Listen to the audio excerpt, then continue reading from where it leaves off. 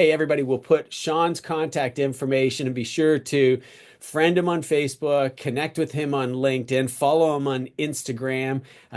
He's just a wealth of knowledge, and I hope I'm not putting words in your mouth. Happy to share with anybody who wants to reach out to him how you can have a magnificent career selling automobiles, managing the floor, and eventually getting to those senior level positions that you've had. Now, Sean, you've had an amazing career, and I really want you to share with us the worst story that you can think of. Well, thank you for that introduction, and yeah, I've got to tell you, got into the game young, and I've loved every minute of it ever since. So here's an interesting story for everybody. At time, internet leads were not seen as a very great source, not a very great lead source. So what would happen is, the manager at the time would walk around and, e-lead for you, e-lead for you. One of the most experienced sales guys, and what I mean is someone who I looked up to, got an e-lead and he grabbed it and he crumpled up that piece of paper. Okay. No And he way. threw it over his shoulder and said, "What a waste of my time. I'm going to go polish my shoes and I'm going to get out there and I'm going to sell some cars. Enough of this BS." So what happened was, and I'm not going to mention any names, but what happened was I tapped him on the shoulder and said, "Listen, I'm new and I'll take any lead I can get. Would you mind if I took your e-lead?" "By all means, kid, fill your boots, go nuts." So I unraveled this crumpled piece of paper and I looked at it. And at the time, I was at a Cadillac dealership in sales, and the hybrid Escalade first came out, just about the nerdiest vehicle that anybody could ever ask about. And e-leads, as I said, weren't a big thing back then. So what happened was I unraveled, I sent my initial quality response, and um, what I can tell you, there's a lot of back and forth. Like I mean 14, 15 days of email back and forth. And it got to a point where I was getting a little frustrated with the ask. So I finally asked, "Are you going to buy this thing or not?" Good for So, you. Why not? That's a close, isn't it, Sean? well, and here's the best part of that is that was probably on a Wednesday, and I didn't hear from the person for a couple of days. And on Friday night, I got a message saying, "I'll be there Saturday morning. Can I have the vehicle ready? By the way, what is my discount?" And I said, "I can absolutely have it ready for you, and I appreciate you letting me earn every penny that I'm about to," type conversation. I've earned this right. We can discuss payments when you get here. So next morning, I'm all ready to rock and roll. Gentleman shows up, and back in that moment, I probably didn't know what name brand clothing was, or, name brand handbags, but you can tell by the swagger of somebody, how they walk, and here comes almost like this movie star setting, like there was a halo coming from the skies. Human beings walk through the front door, male and female. It was an A-list celebrity, and they came in, bought the vehicle. You know what that grumpy old salesperson wanted at the end of it? "Where's half my deal?" No So you know way. what? It was a wonderful story, and I can tell you, there's a funny little thing that happened to me. One of the most undervalued lead sources presented me with one of the highest commission checks. Good for you. Dynamite, Sean. Now, the audience is anxious to know and begging the question, where are you Yes. from? What did you do? Who are you, Sean? And you've Cool. had a wonderful, illustrious career with a number of manufacturers. I'm looking at your resume here, and I'm going to summarize it really quickly. It looks like General Motors, with several different brands, and you just named Cadillac. Looks Yep. like Independent, which we'll get to that in a second. We share with everybody what that is, and then with Ford. But I think what is most fascinating about your resume is that you have this project section where you worked on a project for a as much as I can read between the lines, and you've shared with me as well, live and in person, how you and someone else discovered how banks determine what the validity and in fact, I think you told me banks are leveraging artificial intelligence long before artificial intelligence was a thing, like Yeah. almost at a military secret level, and that credit applications were going through that first. And you and another gentleman, a friend of yours, figured out how they arrived at granting credit to somebody, and I was just flabbergasted. I immediately talked to guys in the industry, fellows that you and I know and have worked with in the past and that are at Equifax, and they didn't even know that this is how the AI determines should we go to the next step, which is seriously considering this individual for purchasing a vehicle. Share it without letting any secrets out of the bag because I know it's not your company anymore. What was that all about? How did that come to play? What got you to Oh, the point for you and another friend to get so angry at submitting a credit application exactly the way they ask us to do it that you guys spend all that time, money, and effort figuring out, hey, there's got to be a secret to this. Tell us about that. I'd be more than happy to. So let me start by saying my name is Sean Ramsden. I got in the car business actually from a high school co-op. So I, believe it or not, want to be a technician. I wanted nothing to do with the sales side. I just really liked working with my hands. I love the car business. What young person doesn't fall in love with the freedom of the first automobile? And that's really what made me get in the car business. And Good for you. you know, there's been a lot of and I caution you use the word luck, but I really do consider myself fortunate that I was able to start with some incredible people. And I wish I can name them.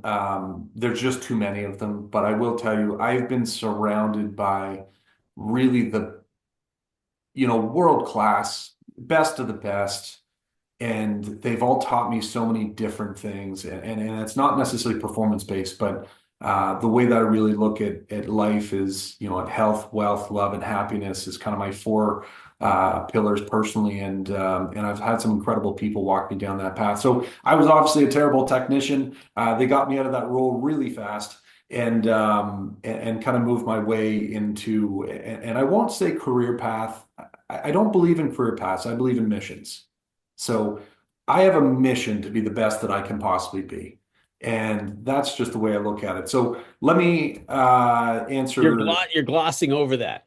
And I want the audience to really know your background, where you came from, because Yeah. it is you have such a So, competitive spirit, which okay. is So, magnificent. And I want you to just briefly take yeah. everybody back to the same sport that you and I are passionate about. Maybe I'm a little more passionate than you are because your children are really young and you're doing the right thing, cultivating them. But take us to those motorcycle days.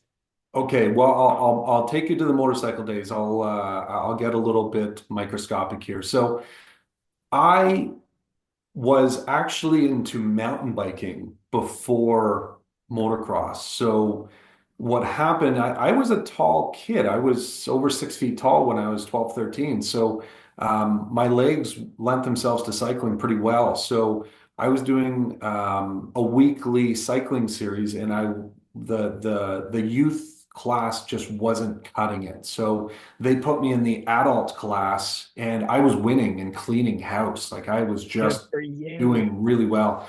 And there was a couple of people bumped into me and said, "Hey, would you consider getting a motocross? We're looking to throw some money and sponsor this sport, but we don't really have anybody. Would you consider transitioning?"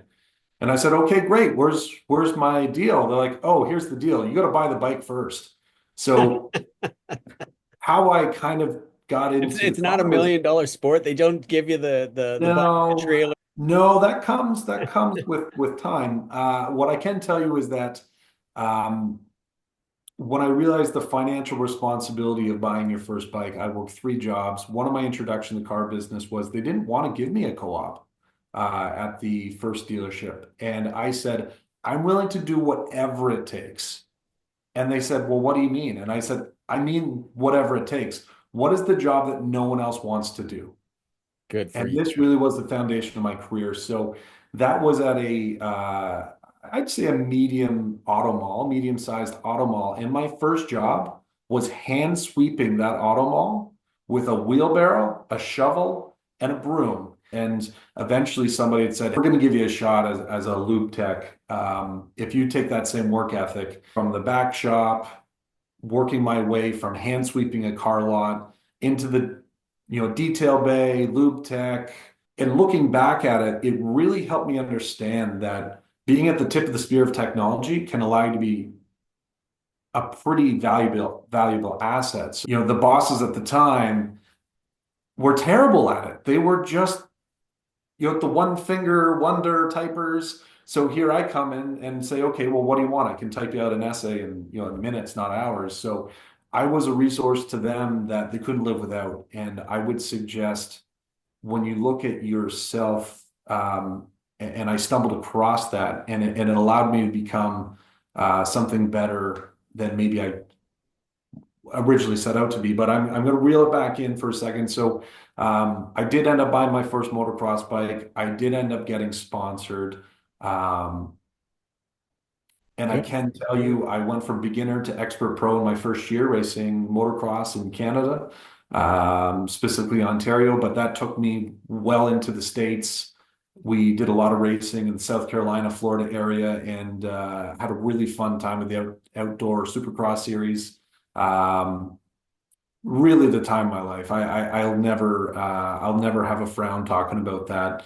And we do not have enough time on this podcast to talk about the rest.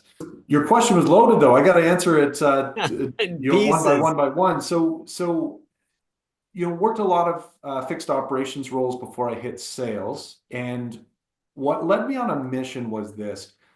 I had some great sales trainers. And Bill, you and I met around that time too. So, we obviously hit it off pretty well. And, I did pretty well in sales, I think, as a young person coming in. I'd regularly top three on the sales board.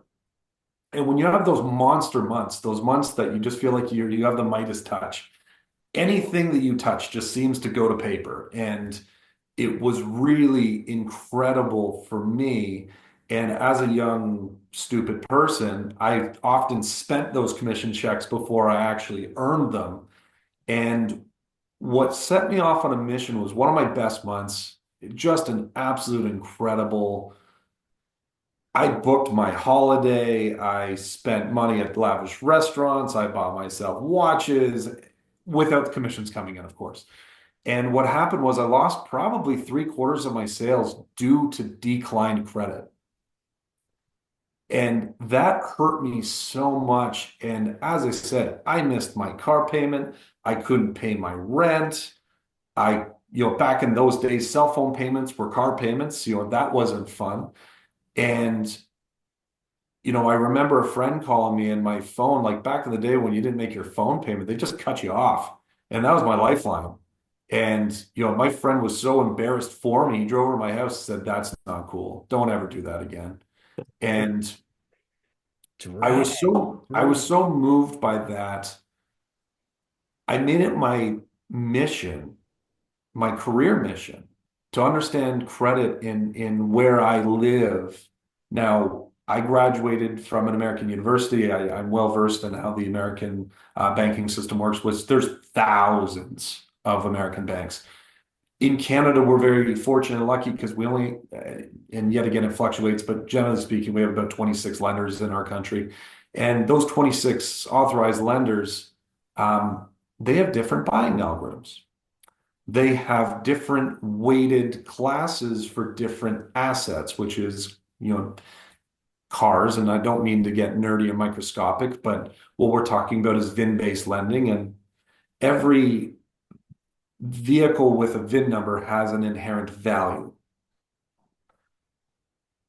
Banks lend on value. They also lend on market share. They also lend on opinion. And when I realized all the moving parts of the lending world, I needed to jump into that. I said to all of them is, I will donate 100% of my time for free if you just let me learn what you're talking about. They lend on geography as well. Like they need a book of business everywhere. So that also led into marketing campaigns. So when you learn that lending isn't as much as credit score or even the asset in some reason, it's like making a cake. You just got to grab all those ingredients to make it something delicious. Hey, Bill, like the number of dealers that are leaving money on the table because of these three components. And it was difficult for me to wrap my head around because I was like everybody else. Like, I thought the credit application was based on the individual's institution. You were like, no, no. If Warren Buffett walked into our store and that vehicle is mispriced, even Mhm. he couldn't get it. And it made me laugh because I remember watching one of David Ramsey's shows, and he was talking about credit applications and the significance of getting credit so that you can build credit. And he said it's all a load of gobbledygook. It's absolute crap because David Ramsey walked down in that apartment building and couldn't rent an apartment Yep. because effectively I don't have any credit.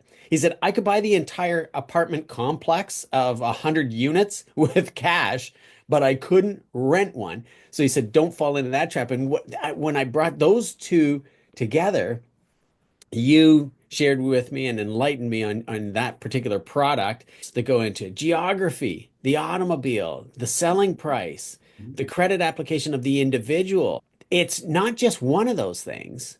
It's all of those things going into it. And if one of those are out of alignment, am I correct in saying that's a flag? Every financial institution has to lean on something. Now, in Canada, we lean on Canadian Black Book, south of the border, Kelly Blue Book. There's a lot of different fundamentals. Now, all those are is just a data set that's happened in the past, not where it's going, but where it's been. So it's already an outdated metric, and the banks know that.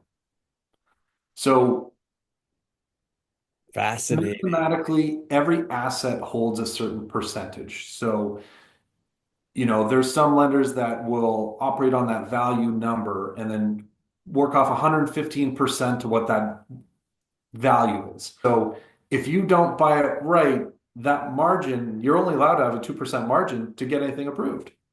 So then we have to lean on things like, trade-ins or money down or discounts to bring that vehicle down below that threshold. Now, don't think this is all bad news. That's just one creditor, 1 month, one decision, one marketing manager said, hey, we got to reel in our reins a little bit because on the far other end of that spectrum, you might have a lender and a CEO that says, didn't get our market share, we need to go at it.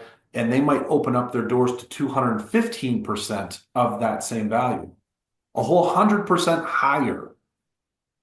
Would that allow us to be more effective in what we're doing? Or, it's a combination of doing a great job and making money, but also serving the guest and the client as best as we possibly can to fit in those insurances that they've asked for. Or a common trend today is negative equity. So we need to be able to maximize our approvals so we can massage everything we need to into that one pretty package and get that magical word called approved. I got an F&I manager role. Now, one of the lenders opened up their doors and said, we would like you to come to our head offices and train.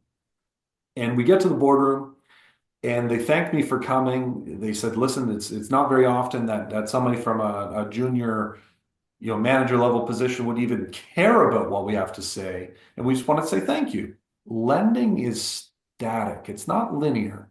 Everybody thinks that banks are these big, bad, scary thing. Lenders are human beings. They're just like you and I. Understand that in those buying algorithms and they can change every week. Yeah. Yeah, I So believe if you're not paying attention, now when they change, they often release things into our internal portals, and we get those every 10 days is how they release it. Now sometimes it doesn't change until the month ends, but I've seen it change as quickly as every couple of days. interesting. So you Fascinating. have to be on top of that, and you need somebody. If you're in the Canadian automotive, I shouldn't even say Canadian. If you're in the automotive retail business, you need to have somebody in your camp that is at the tip of the spear of knowledge of what these lenders are doing. And if you don't, you are speeding towards a wall. I'm very proud to say that I worked really hard. When people told me to run, I just doubled down. And, from racing and getting to an expert level of anything, the big difference is when I would go to a racetrack, everybody thinks I'm going on that racetrack and going around and around and around and around. And, you know, how many times have you heard practice makes perfect? Absolutely. Practice makes permanent. So if you do the wrong practice, you just perfected error. Absolutely. So, Great analogy. Excellent suggestion. so, Yeah. I remember going to I had an opportunity to stay a whole week at a certain racetrack, and there was a couple of pro teams that came, and those pro teams allowed me to practice with them. And this is when I was kind of an amateur coming up through the ranks. And what they would do is they'd pick one corner, and they'd spend all afternoon on that one corner. Wow. Well, I I got to know come the over to them and feeling. practice that one corner, and that to give you an idea on how much that impacted my racing career, that one week of that professional race team that I was afforded the opportunity, right, practicing those corners, I went from a novice level racer to lapping second place on my very next race. Like I lapped second place Good for you. and got moved up immediately to an intermediate level, and then did exceptionally well in intermediate to the point where what's the point in having me in intermediate? So I got my pro card really fast. And I would say in what we do in our daily lives, that same attention to details carry forward. So what are your corners in what you do? And are you practicing in them? And if you don't practice in them, do you know who's the best at those corners? Identify them, study them, research them, ask them for help. I love that analogy, Sean. You're so right. It's the fastest way to success is exactly what we do with sports. We watch the high performer. Mhm. We don't watch the bench warmer. We don't watch the towel guy.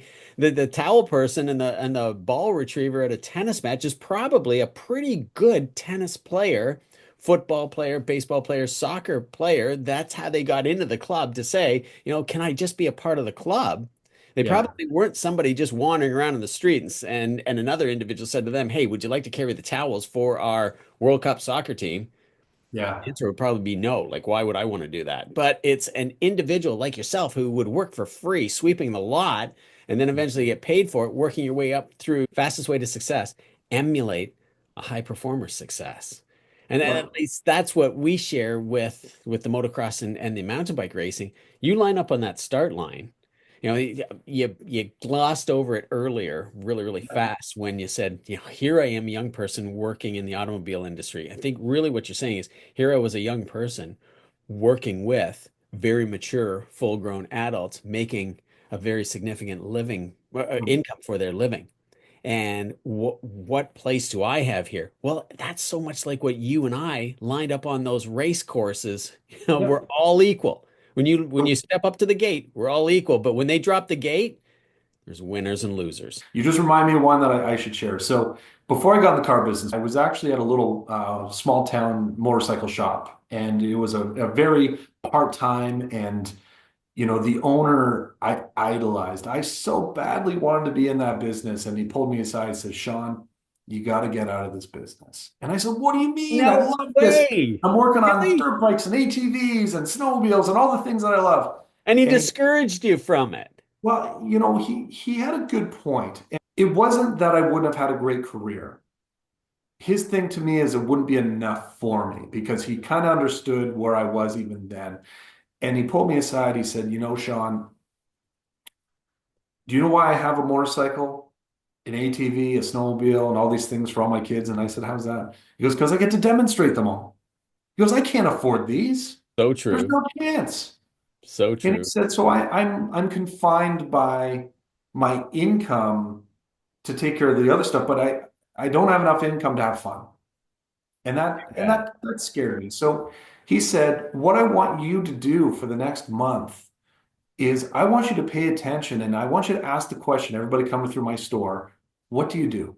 90% of the people that I talked to worked in or around the car business. And these were high income, high net worth people. Every season, they would come in with a different toy. And I thought to myself, hell, if they're doing so well that they can, afford the life and have toys and have fun. I knew that the retail car business demanded a little bit more time than the average business, but the time you have, you can afford to do whatever you want. So why waste it? So you kind of scratch the surface of something that reminded me of a good time, and that really drove me to excel as quick as possible. And yet again, how we met, I was terrified of the business. I was terrified of high performers. I was terrified of those executives. And when you learn that if somebody just asked me how, I'd show them. But we're Yeah. so used to people not listening that it's hard for us to broadcast what we do. And, that's one of the reasons our relationships built. But there was a time that I came to you in terror, in fear, asking, "Hey, Bill, I have this challenging scenario. What would you do if you were me?" Right? And I was And honored. I honored that you asked. Your development and growth has been fantastic. You've exceeded my expectations. That is what has made our business relationship really taken my suggestions and recommendations to heart and to that next level, which is fantastic, Sean. Now, one thing that I'm sure everybody is really anxious to know, especially those young individuals like yourself listening to these podcasts just want to get into the automobile business and selling automobiles or as a service advisor or maybe just as a lot detailer and they stumble across the podcast and by the way, thank you so much for joining us, listening, subscribing. Make sure you hit that subscribe button, hit that bell button when you get notifications when another one comes up. Sean, what are leaders looking for? When are you ready to go from salesperson to sales manager to general sales manager to general manager? What are the leaders looking for? that's a great question. You know, I was on a mission. I'm still on a mission. I don't, when I retire, I'll quit, and I don't know when that's going to be. And one thing I can tell you, there's a lot of different retirements you'd have in your head. I'm very fortunate that I learned at the beginning of my career. It took me a couple of years to get my handle on it. And you know what? When it hit me was when I got married. I got married, found the love of my life, and I just knew that was the one. And you know, there was a time where my employer, who I love him dearly, he's a big brother to me, and I hope he's watching this and proud of me because I I've never had someone who's helped me out so much before in my life. And the one thing that hit You me saw hard. Lee's podcast, right? Oh, You're I'm not making I'm not reference to mentioning names. Lee. I'm not mentioning names, but You've well, mentioned it so many times. I don't think it's a bad thing. Lee would be flattered if in fact that is the mentor you're making reference to. so he's going to remember this. So what it hit me really hard was 3 or 4 months prior to my wedding. Now, my wedding, I really wanted it to be the best wedding possible, and I wanted to provide not just to myself, but for my partner, my best friend, my wife. I wanted to have that wedding, and we went to a ritzy golf course, a Club Link golf course, and I don't know if that was a great day or a worse day for me finding out the cost of these darn things, but I remember prior to that, I knew I needed to double down. I needed to double down on my workload. I needed to double down on my output. And what I really broke it down was those corners in the business, which was sales. And instead of me in my head, everybody looks at the beginning of the month and says, "How many cars you need to sell?" Right? Well, for me, I was fortunate that I had this really monster budget that I needed to chase. So I knew how much it was going to be. And I figured out what my average commission was. And then I figured out what my closing ratio was. And then I figured out how many appointments I needed to make. Sorry, I'm condensing. It needs to go the other way. And it boiled down to massive action. The levers that I needed to pull every day were enormous. But I started breaking it down to how long does a 30-second phone call take? Yeah, Right. absolutely. And that's where it happened. And I remember in that person I mentioned that I idolize and love like a big brother. I remember him pulling me because at the time I was still dabbling with, motocross, but kind of going to that career versus racing. And he pulled me in the shoulder. He said, "Listen, I'm your freaking boss. You're coming racing with us. I want you to come." And I grabbed him back and said, Great. "You have to Great. respect, I have a different goal in mind and I need to reach it." And I can tell you those 3 or 4 months in commissions more than paid for a lot of the wedding that I was responsible for. And I'll never forget that. Nothing went to waste. And Great.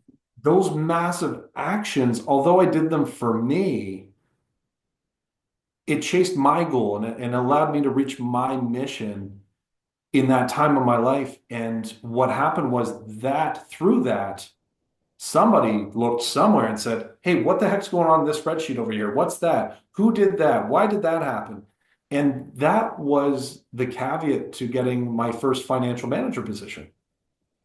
And then in the financial manager position, when I had that opportunity because of a maternity leave scenario, and that was the scenario. I put up my hand, and I was doing an enormous amount of work. And those who know me at the time, they would say, "Yeah, no, he certainly deserved it." So I took that in a very small market. It was a small market in a little store, and there was a lot of barriers in that store, and that was a Japanese manufacturer store, and all I did was remove the barriers. When you remove all those barriers to performance, all that's left is performance. Good for you. So small market store, maybe I didn't help out on the sales end as much as I just maximized the, what I did and the profit margins in that business. Well, I getting did those what I good, do. I did what getting I those, do. And then yeah. next thing I know, I'm getting a call from the owner of a massive corporation saying, "Would you consider?" And it was a job that nobody wanted. And that was the next big role that I had, which was going into the large independent operation, which, just to be clear, was just selling used cars. Now, Great. all the Yeah. glitz and all the glam and all the fun is had in the new car side. So, and matter of fact, that big brother I was telling you about, he remembers, and I'll tell you, when he found out I took that job, he called me, "Sean, what did you do? What did you do? I can't believe you would do that. Oh my," right? No way. So, and that's okay. I've always lent myself to take the job that nobody else wanted. Because then I'm going to get experience that nobody's going to have. Good for you. And Absolutely. that allowed me to take some things, and I am not the best manager in the world. I don't consider myself top tier. You're being humble But there. but Nice. Good but for you. but I'm gonna tell you this. I've learned a lot of what not to do. I Excellent. paid attention to some leaders that did things that irked me. They made my blood curdle. They made me want to do backflips in my head. And all I've done in my career is I've taken all those things that have just spun me the wrong way, and I made a commitment and an oath to myself to never do them. Never, not once. And that's allowed me to remove excuses for performance and then just leave what's left, which is performance. So the task at the large independent operation, it wasn't that large when I got there. There was four, maybe five different franchises off of this. And, when I say large independent, we were probably doing about 100 a month, give or take.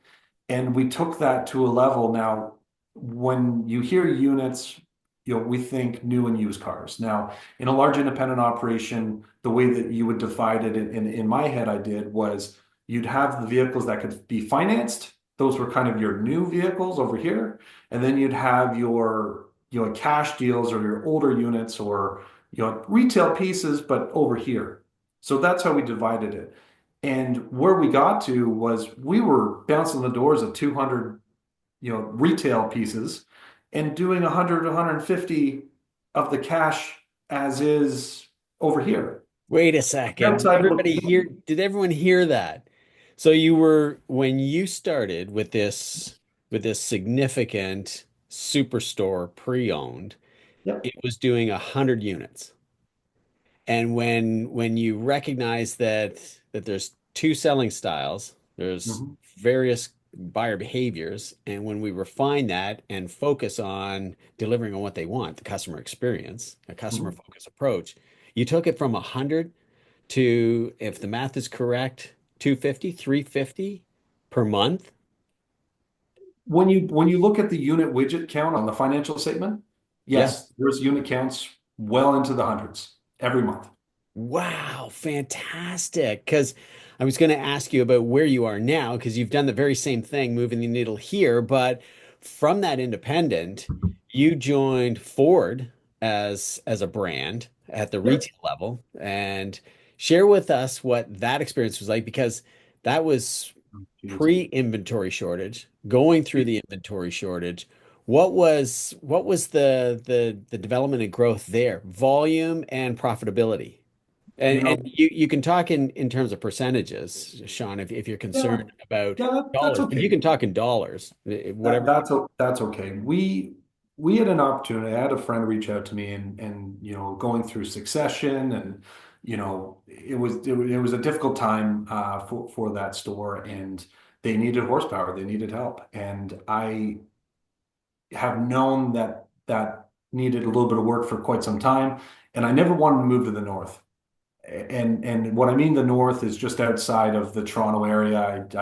I anybody who's lived to a major city center, you have this weird attachment, and you don't want to live any further than a certain distance from that big metropolitan area. And I got stuck in that as well. And I was a relatively new father. My son was 4, maybe 5 years old. My daughter was on her way, and the house that I wanted was not in my grasp and where I was. And Good. it could have been, I needed a massive move somewhere. And what it allowed me to do, and when I looked outside of the box, I really figured, hey, I can actually have everything I want personally if I'm willing to make this professional leap, this professional risk.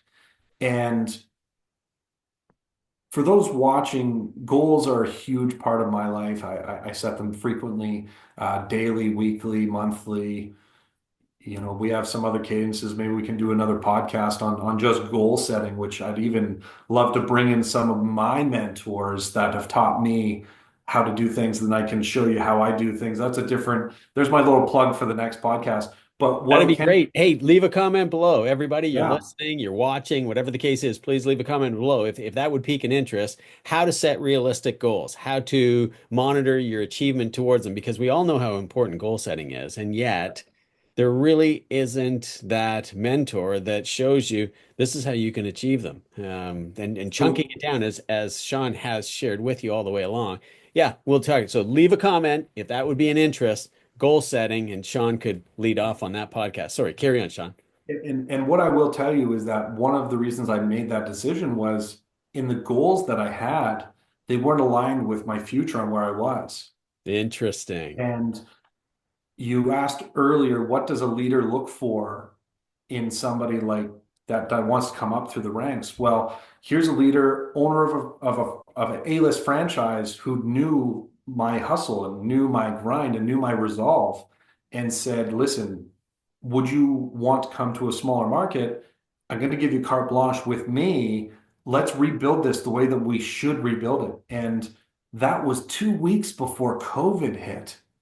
Oh You my know, gosh. I Wow. had a newborn daughter and 2 weeks for COVID, and my gosh, it was just I can't even remember the blur, but I can tell you that every single day we came to that office, and every single day we looked at what needs to happen today. Not tomorrow, not next week, not next month. What do we need to do today? Now, if that was an inventory issue, if that was a service of parts issue, if that was a campaign issue, it was literally that day. You work until you're finished. And did we leave money on the table? Absolutely, we did. I think hindsight's 2020, and looking back at what we could have done a lot more.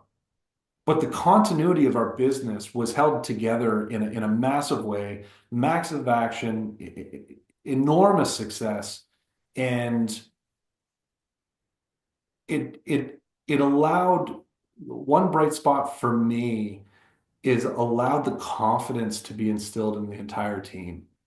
And I was confident of myself, but when you can feel that confidence spread into everybody else, that's really when you know you've won. That's really when you know that you've had an impact when people who might not have known or even thought about doing something now walk through their day like it's nothing, using all these new ideas and next level teachings. And I'm very proud to see that take off and get its own wings and fly in its own direction. So what had happened, and yet again, I was contacted by a number of talent agencies, and it was hard. It was really hard for me to digest, and there's a lot that goes into this podcast because one of the horrors that you're going to run into in your career is knowing you need to move, but wanting to stay. And that was the hardest thing for me because when you have that work family and people you love dearly, it's not every single time that people are celebrating for you to go to the next level or celebrating to you go to the next. And I've had a little bit of both. Sometimes it's an absolute heartbreak.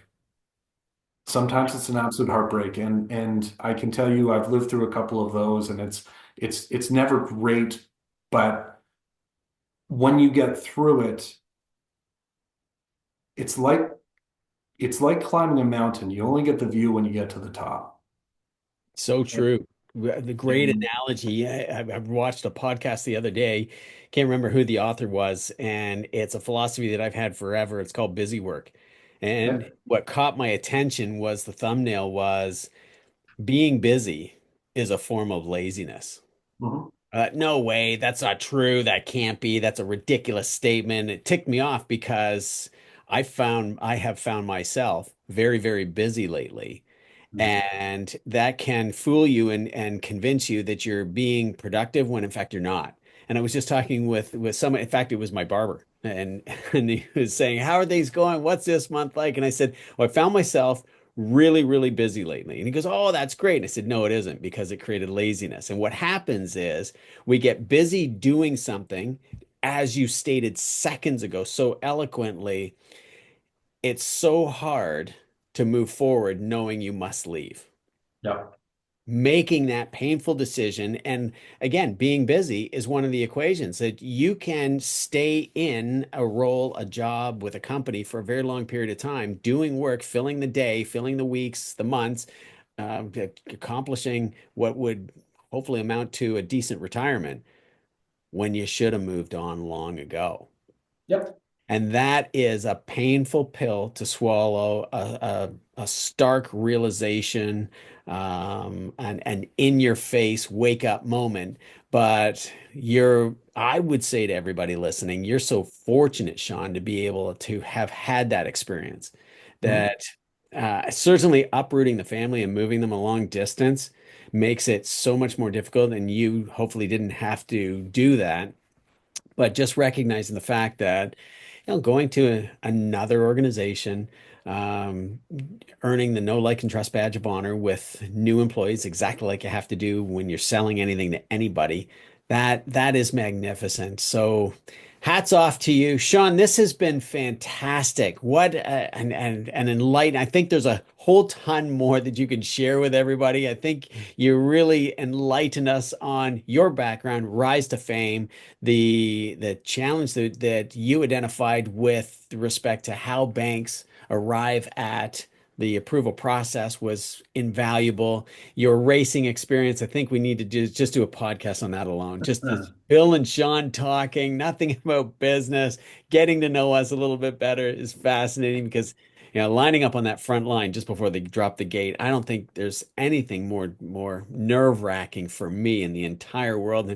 And I go back to it every season, all the time. Anyhow, This has been great. Some parting thoughts, some parting comments before we wrap all this up. Sean, what do you think? I've done a lot of reading and a lot of research, and to this day, I'm always looking for that, tip of the spear and really ensuring that I'm constantly looking for the edge.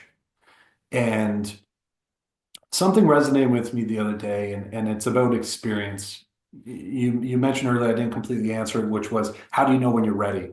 And and it's not just this career, it's any career. And what resonated with me the other day is they were talking about careers and what forms a career. And the person that I was listening to had said, a career is like building a mountain out of layers of paint. Oh gosh, that's And that's that invaluable. That's dynamite. and that stuck with me. And it was an offside, it was just something quick, but it resonated with me. And when you know you're ready, and I'm gonna weave this into motocross and into business. I had a coach once that said, you're ready to go to the next class, or when you're ready to go up to the next faster bike, when you can do the race course wide open. Oh You yeah. don't have to slow down 1 millimeter. And I will tell you, I went through one intermediate expert season, and I didn't go through one set of brakes. Matter of fact, my brakes are almost brand new. And that's when I knew I was ready to move that next stage. So when you're ready for the next stage is when you have gone through enough situations that unwavering, without question, you know what to do. Yeah, Now, you're that never, rolls sorry? itself back to the confidence competence loop, right? In order Yeah. for you to be able to go into a corner wide open and not back off requires an enormous amount of competence that you know the bike will stay in that rut and you'll come out the other side way faster than everybody else. And it's that confidence is constantly cycling itself over and over again. Dynamite. So, some leaving comments or comments completing at least this conversation would be it's okay to be terrified. It's okay to be afraid. It's okay to not have the courage in the moment. And that's where goal setting comes in. And when I revisit them and I keep them all and I look back at my rearview mirror, see where I've come from, and I look where I'm going and the mission that I'm on, that needs to be your guiding principle. That needs to be your guiding light because you're never going to be 100% ready. You never will be. No, no, so true. You need to have the confidence to know that you have defeated 100% of your worst days and just put a smile on your face and know that as long as you're going in the direction that you feel that you need to go, it's got to be the right choice. You know all the bad choices. And if you've eliminated all the bad choices, what's left is just a clear pathway. Take that runway, take off. And I would say Absolutely. that's where I am right now in my career, and I am enjoying every second of it. Fantastic, Sean. Thank you so much. And as Sean suggested, take off, watch the podcast Stepping Off the Curb. That's another wonderful opportunity for anybody thinking about their career and looking at the next step and being fearful of taking that next step, stepping off the curb. Have a look at that podcast with Lee Whittick. Absolutely dynamite. It may shed some light on your challenges, and don't hesitate to reach out to us. Leave a comment below if you would like to know more about this and possibly speak to Sean or Lee or myself. Happy to do so. I will leave a link below to book a discovery call with me, and you can ask me how I can reach Sean too. That would be easy to do. Sean, thank you so much for joining us today. This has been great for Shift Happens, our podcast, and we produce these every single week. So again, make sure you're subscribed. Tick off that bell button so that you're notified every time that we put up another one, and leave a comment. And we love your comments, and this is how we can make the podcast better. And we'll suggest how we can do a sequel and a subsequent podcast on goal setting or the analogy of racing, anything and competing in a sports level to what it's like in the showroom. Thanks so much, Sean. Have a fantastic day.